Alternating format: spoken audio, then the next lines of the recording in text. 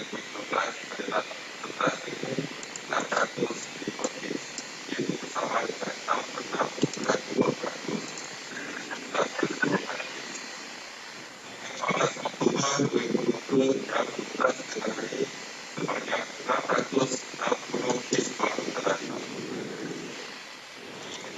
Jumlah kes positif COVID-19 adalah sebanyak 12,540 kes.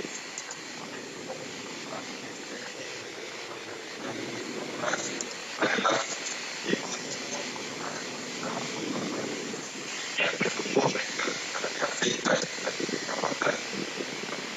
Jika dilihat setakat berapa jumlah kes pada hari ini, negeri Sabah masih terus berkaitan dengan jumlah kes tersebut. Bersama dengan dalam perkembangan.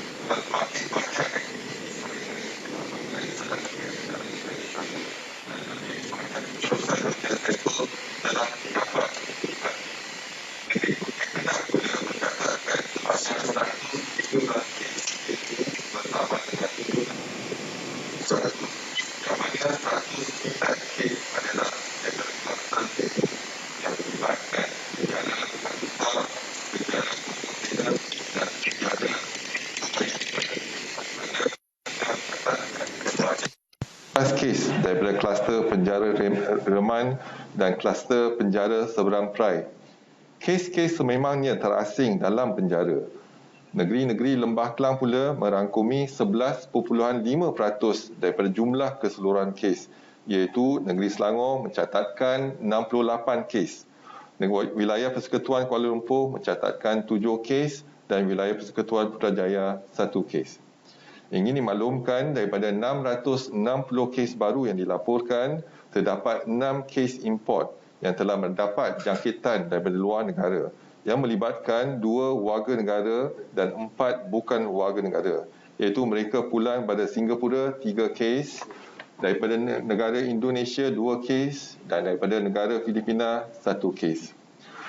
Daripada 654 kes penularan di dalam negara, 608 kes adalah warga negara Malaysia dan 46 kes adalah bukan warga negara. Perincian kes penularan COVID-19 dalam negara adalah seperti berikut. Di negeri Sabah, 429 kes telah dilaporkan pada hari ini. 197 kes saringan kontak rapat kes positif COVID-19. 78 kes daripada kluster-kluster sedia ada dan 154 kes daripada lain-lain saringan COVID-19. Di negeri Selangor, 68 kes telah dikesan pada hari ini. 38 kes daripada kluster sedia ada, 18 kes daripada saringan kontak rapat kes positif COVID-19, termasuk 3 kes dengan sejarah pulang dari negeri Sabah. 4 kes daripada kluster baru iaitu kluster Kencana. 1 kes severe acute respiratory infection iaitu SARI yang juga mempunyai sejarah perjalanan pulang daripada negeri Sabah. 7 kes daripada lain-lain saringan COVID-19. Di negeri Kedah, 113 kes telah dilaporkan, iaitu 112 kes daripada kluster sedia ada dan 1 kes daripada lain-lain saringan COVID-19.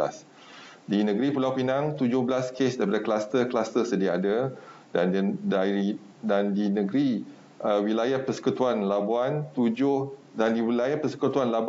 kes telah dilaporkan, iaitu 5 kes saringan kontak rapat kes positif COVID-19 dan 2 kes saringan pulang daripada kawasan berisiko iaitu di negeri Kedah, negeri Sabah.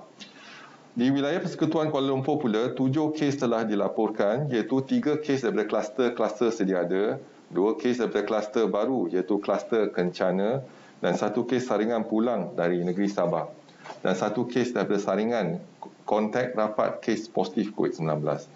Di negeri Johor, 3 kes telah dikesan, iaitu 2 kes saringan pulang dari kawasan berisiko tinggi di Sabah dan 1 kes daripada saringan kontak rapat kes positif COVID-19. Di Sarawak, 3 kes saringan pulang dari Sabah telah dikesan. Di negeri Perak, 3 kes telah dilaporkan, iaitu 2 kes saringan individu bergejala dan 1 kes saringan kluster Simera. Di negeri Melaka, 2 kes telah dikesan iaitu 1 kes daripada kluster utama dan 1 kes daripada saringan individu bergejala. Di negeri Sembilan, 1 kes daripada saringan kontak rapat kes positif COVID-19 telah dikesan. Sehingga kini terdapat 108 kes positif COVID-19 yang sedang dirawat di unit rawatan rapi di mana 35 memerlukan bantuan pernafasan. Daripada maklumat terkini yang dilaporkan ke CPRC Kebangsaan, duka cita dimaklumkan bahawa terdapat pertambahan 4 kes kematian berkaitan dengan COVID-19 pada hari ini. Justru jumlah kumulatif kes kematian COVID-19 di Malaysia adalah sebanyak 167 kes, iaitu bersamaan dengan 1% daripada jumlah keseluruhan kes. Ringkasan kes-kes kematian hari ini adalah seperti berikut. Kes kematian 164 iaitu kes 11,152 seorang lelaki berumur 80 tahun mempunyai latar belakang penyakit darah tinggi dan penyakit gout. Beliau meninggal di Hospital Lahad Datu. Kes 165 iaitu kes 17,307 seorang perempuan berumur 63 tahun bergejala penyakit darah tinggi dan kencing manis. Beliau meninggal di Hospital Queen Elizabeth.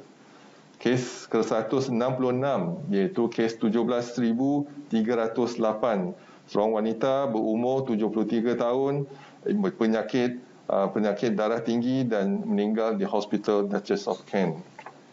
Kes ke-167 iaitu kes 17,309 seorang perempuan berumur 47 tahun berpenyakit darah tinggi meninggal di Hospital Duchess of Kent. Kementerian mengucapkan takziah kepada semua ahli keluarga mereka.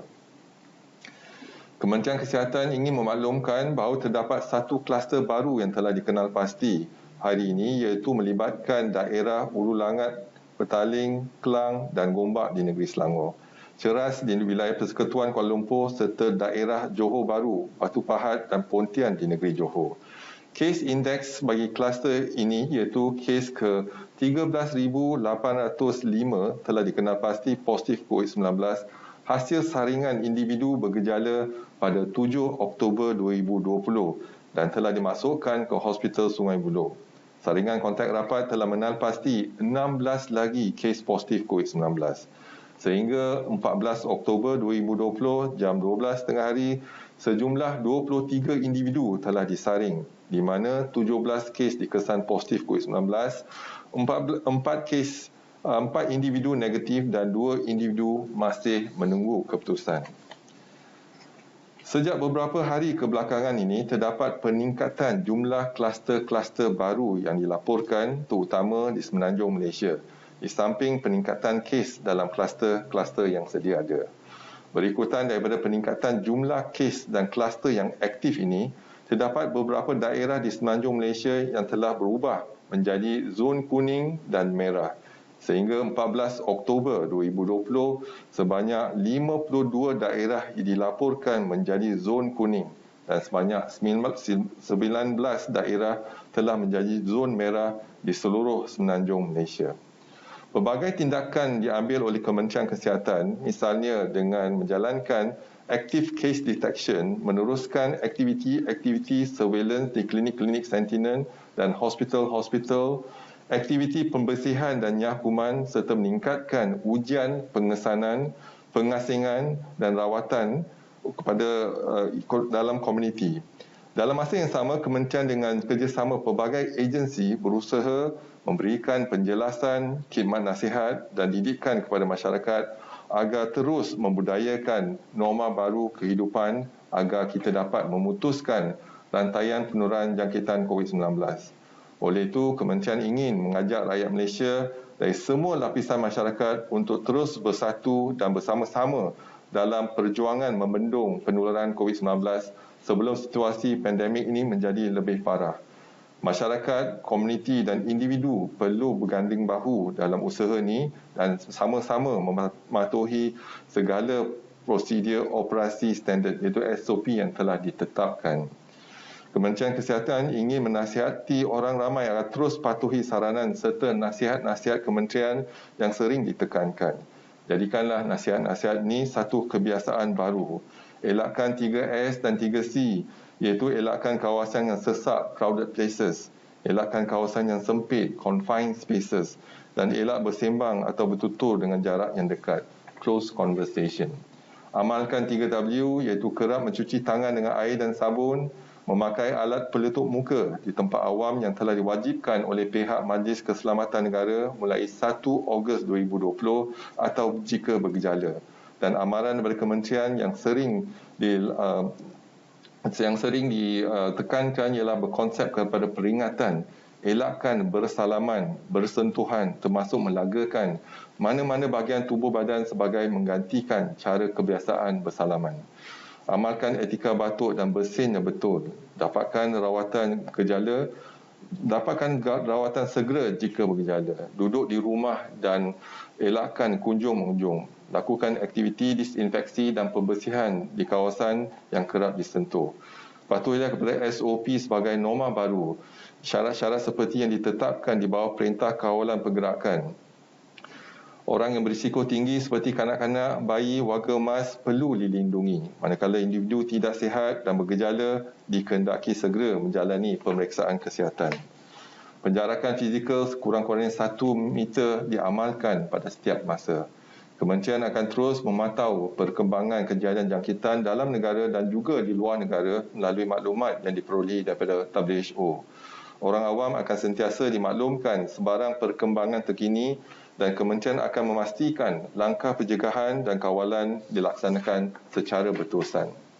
Seterusnya dimaklumkan laporan penggembara dan pemasautin tetap Malaysia yang positif COVID-19 dari 3 April hingga 14 Oktober 2020. Jumlah kes yang telah dikesan adalah 1,120 kes. Apapun begitu, hari ini kita ada pertambahan 6 kes, iaitu 3 kes pulang dari negara Singapura, 2 daripada Indonesia dan juga 1 kes daripada negara Filipina. Seterusnya dimaklumkan laporan kluster COVID-19 yang aktif di Malaysia sehingga 14 Oktober 2020. Jumlah kluster yang telah dilaporkan setakat ini kepada Kementerian Kesihatan ialah 174 dan Kementerian Kesihatan telah berjaya menamatkan 103 kluster iaitu setelah pemantauan 28 hari.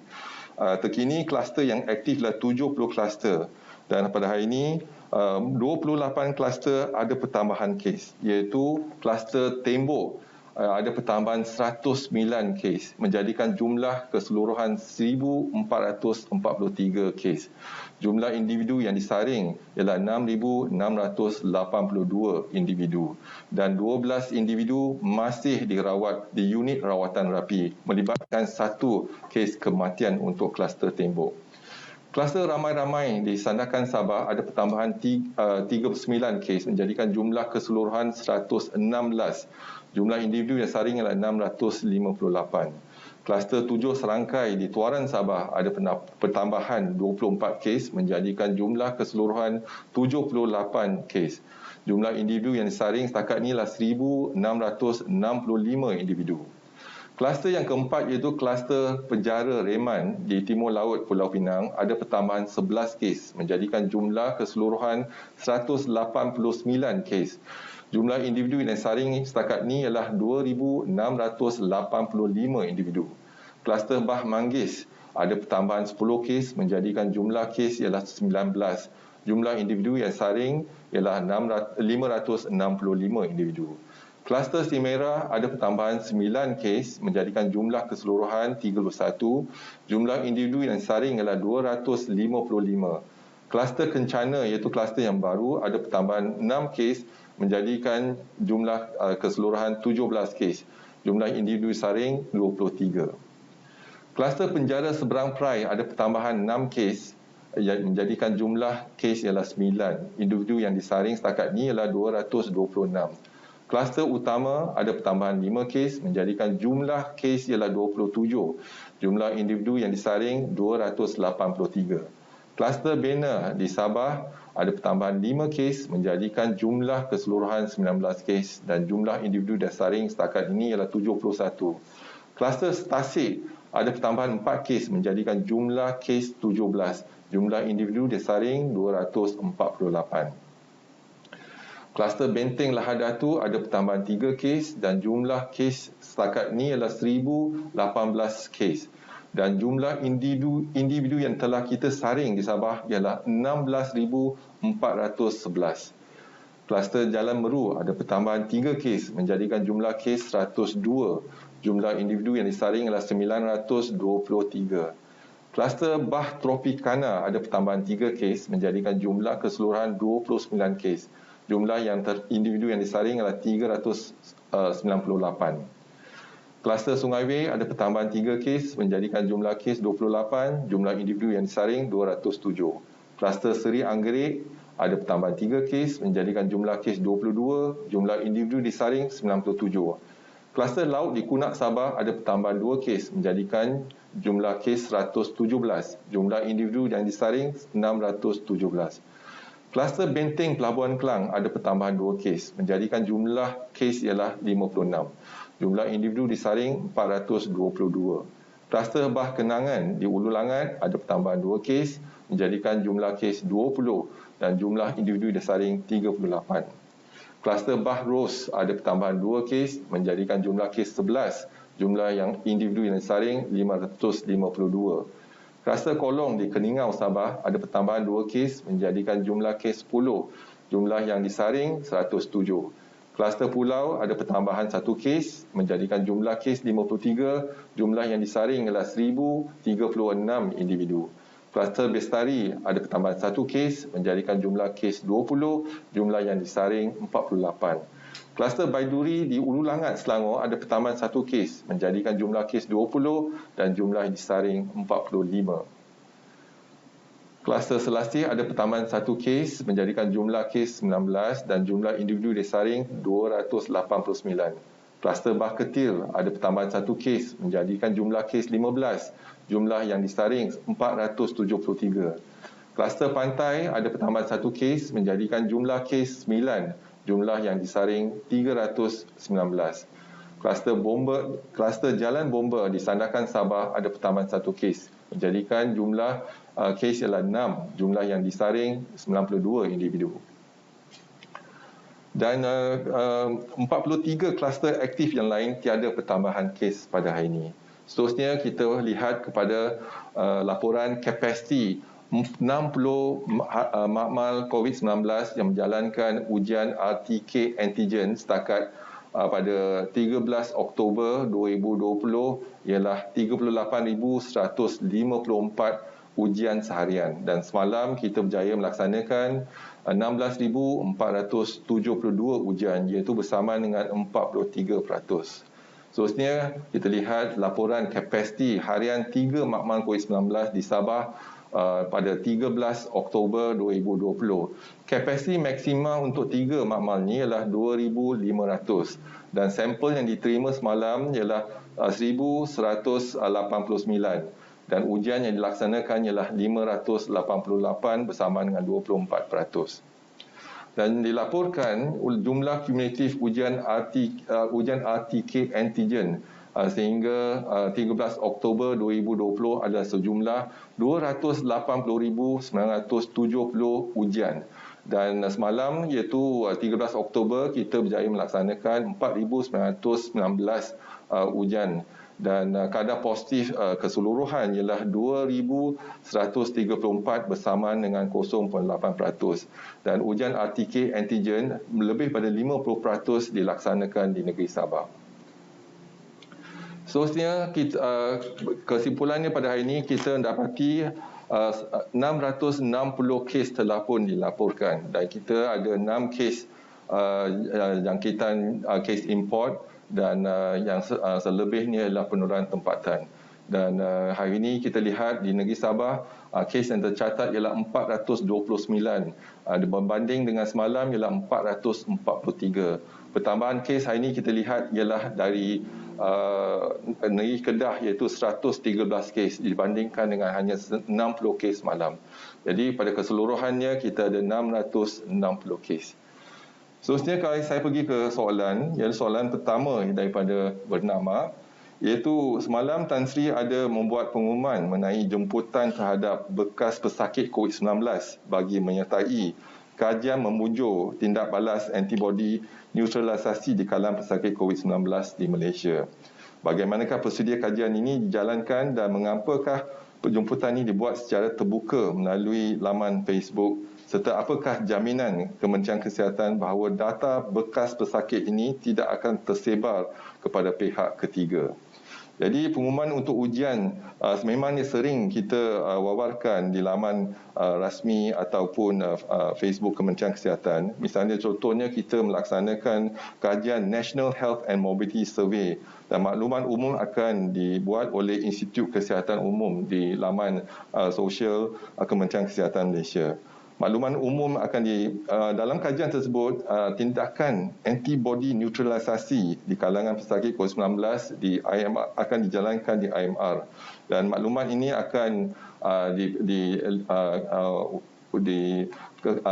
diselidiki dan dikaji supaya kita dapat tahu darah yang kita ambil dan juga sejarah yang telah pesakit melalui pengalaman pesakit yang melalui rawatan dan sebagainya akan diselidiki, dan kita akan lihat kepada keberkesanan iaitu respon antibodi dalam pesakit tersebut. Sama ada tempoh antibodi ini akan kekal ataupun ada kemerosotan antibodi selepas rawatan. Jadi kalau kita lihat pada kajian awal kita, iaitu pada satu kumpulan kluster di Sungai Lui contohnya, kita dapati antibodi ini semakin berkurangan selepas 8 minggu. Jadi kita perlukan lebih ramai pesakit-pesakit tampil ke depan supaya kita dapat menggunakan darah tersebut untuk kita melihat pada ujian dan juga kekekalan antibodi dalam tubuh seseorang tu. Sama ada akan merosot selepas 3 bulan ataupun tidak. Jadi ini penting untuk kita melihat. Kalau antibodi merosot selepas 3 bulan, jadi mungkin pesakit tersebut boleh dijangkiti semula. Ataupun kalau kita lihat ada lagi kajian-kajian lain yang mengenai kesan-kesan iaitu jangka panjang pada organ-organ tertentu. Sama ada side effect ataupun selepas pulih ada tak kesan jangka panjang pada pesakit tersebut. Seterusnya kita lihat kepada soalan kedua, iaitu semalam dimaklumkan 57.9% kes positif membabitkan pengunjung daripada Sabah adalah mereka yang tiba sebelum 27 September. Adakah kementerian akan wajibkan pengunjung dari Sabah sebelum 27 September untuk menjalani saringan berbanding dengan hanya galakan? Jadi kalau kita lihat saringan di pintu masuk antarabangsa dan domestik kepada mereka yang pulang dari negeri Sabah, iaitu kita laksanakan tepat pada 27 hari bulan. Dan mereka yang pulang sebelum 27 hari bulan dan kalau ada gejala diwajibkan untuk mereka datang ke klinik-klinik kesihatan untuk kita mengambil darah dan juga buat pemeriksaan kesihatan. Tetapi mereka yang tidak ada gejala yang balik daripada 20 hingga 26 hari bulan September, mereka juga amat digalakkan untuk datang ke klinik untuk menjalankan saringan. Tapi kalau kita lihat sekarang ni, tempoh 14 hari telah pun berlalu untuk mereka yang balik pada 20 hari bulan contohnya. Jadi dalam tempoh masa 14 hari, kalau mereka ada berjala, mereka telah pun dikenal pasti dan diberi rawatan di hospital di Kementerian Kesihatan. Dan kedua ialah kita selepas 27 hari bulan, jadi mereka yang balik kita akan laksanakan saringan di pintu masuk antarabangsa dan domestik, dan juga kita akan keluarkan HSO dan memakai gelang. Dan kalau kes yang positif, kita akan masukkan ke hospital. Tetapi kes yang negatif tetapi ada terdedah pada kes yang positif, mereka akan jalankan kuarantin wajib untuk 14 hari. Dan kalau mereka yang kes yang negatif tetapi ada gejala, mereka juga akan dikuarantinkan wajib untuk tempoh 14 hari. Tapi mereka yang tidak bergejala, ketika tu kita menggalakkan mereka untuk melaksanakan kuarantin kendiri. Ini adalah kerana pada masa itu hanya 4 zon yang positif.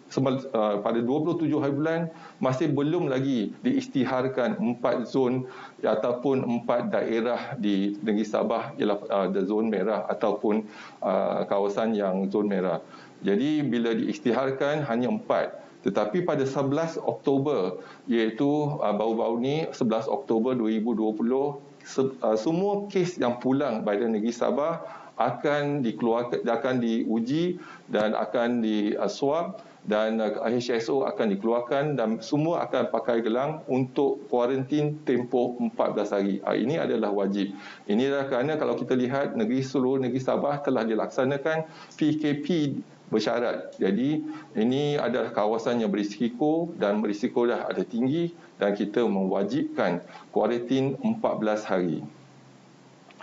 So ini ialah soalan ketiga daripada Malaysia kini. 2 hari yang lepas Tan Sri memaklumkan 58% katil ICU sementara dan 71 katil hospital di 9 hospital Kuwait negeri Sabah telah digunakan. Apakah langkah-langkah yang diambil untuk mengatasi keadaan ini? Sehingga 13 Oktober 2020, kadar penggunaan bagi katil ICU adalah 110. Iaitu penggunaan bagi 110 katil ICU adalah 57%. Jadi di negeri Sabah daripada 9 hospital kita ada 110 katil ICU dan penggunaan ialah 57%. Manakala kadar penggunaan 1,018 katil di 9 buah hospital COVID-19 adalah 71%. Jadi kadar penggunaan 4,161 katil di 19 pusat kuarantin dan rawatan risiko rendah adalah hanya 23%. Jadi kalau kita lihat kes-kes yang tak ada gejala ataupun gejala ringan, kita akan tempatkan mereka di 19 pusat kuarantin dan rawatan risiko rendah. Dan kes tahap 3, tahap 4 dan tahap 5 akan ditempatkan ke hospital 9 hospital di negeri Sabah. Jadi kita akan memantau dengan lebih mendalam lagi dan teliti untuk melihat perkembangan kes-kes. Jadi kita lihat semalam pun ada peningkatan kes-kes yang telah pulih dan discharge pada ward iaitu 350. Dan kita sekarang ni kalau melihat kepada keperluan iaitu ventilator, kita ada 180 ventilator di negeri Sabah, penggunaan hanya 30%. Jadi bagi mengurangkan lagi beban di hospital, kes-kes COVID-19 kategori 1 dan 2 dihantar kepada pusat rawatan dan pusat kuarantin dan rawatan risiko rendah dan setelah diperiksa dan dibenarkan oleh doktor. Dan selain itu, hospital sempurna kini boleh menempatkan pesakit COVID-19 di mana hospital ini mempunyai 70 katil dan kita telah haskan 8 katil untuk kes-kes positif COVID-19. Dan juga kita tengah melihat keupayaan hospital ini untuk menambah 2 lagi katil ICU. Dan insyaAllah kita akan buka katil ICU untuk hospital sempurna ini dalam masa sehari 2 lagi. Dan kalau kita lihat kepada keseluruhannya, iaitu Hospital Queen Elizabeth ada 684 katil. Jumlah katil yang kita khaskan untuk pesakit COVID adalah 324. Dan bilangan pesakit terkini ialah 237, iaitu kadar penggunaan ialah 73%. Hospital Wanita dan Kanak-kanak Lilikas Sabah, jumlah katil adalah 642 dan jumlah katil untuk pesakit COVID ialah 110 dan bilangan pesakit COVID setakat ini ialah 105, pengisian ialah 95%. Untuk Hospital Tawau, jumlah katil adalah 413 dan jumlah katil untuk pesakit COVID ialah 214. Dan bilangan pesakit COVID sekarang ni di Hospital Tawau adalah 178. Pengisian ialah 83%. Untuk Hospital Lahadatu, jumlah katil adalah 226 dan jumlah katil untuk pesakit COVID adalah 131 dan pengisian sekarang ni adalah 92 dan iaitu bersama dengan 70%. Untuk Hospital Duchess of Kent iaitu bilangan katil adalah 389 dan jumlah katil yang dihaskan untuk pesakit COVID adalah 164.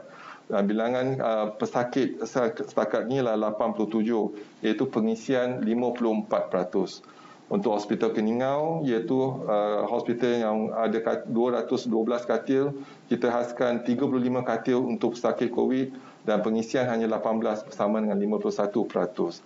Untuk Hospital Kota Marudu, ada 109 katil, kita haskan 12 katil untuk pesakit COVID dan pengisian adalah 3 pesakit, hanya 25%.